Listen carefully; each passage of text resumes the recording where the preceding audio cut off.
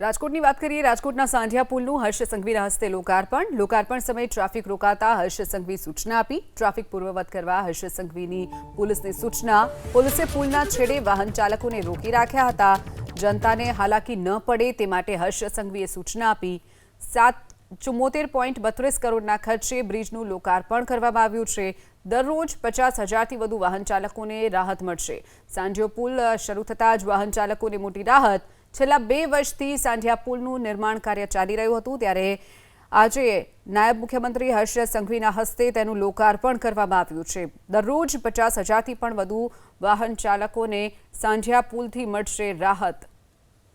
તો જનતાને હાલાકી ન પડે તે માટે હર્ષ સંઘવીએ પોલીસને સૂચના આપી અને રસ્તો ખુલ્લો કરાવ્યો હતો। જે સમયે હર્ષ સંઘવી લોકાર્પણ કરવા માટે પહોંચ્યા, રસ્તો જે બંધ કરવામાં આવ્યો હતો, બ્લોક કરવામાં આવ્યો હતો, હર્ષ સંઘવી તાત્કાલિક જ પોલીસને સૂચના આપી અને રસ્તો ખુલ્લો કરાવ્યો હતો અને જે જનતા હોય તેને તકલીફ ન પડે તે માટેના પણ સૂચનો આપી અને ટ્રાફિક પૂર્વવત કરવા માટેની હર્ષ સંઘવી સૂચના આપી હતી।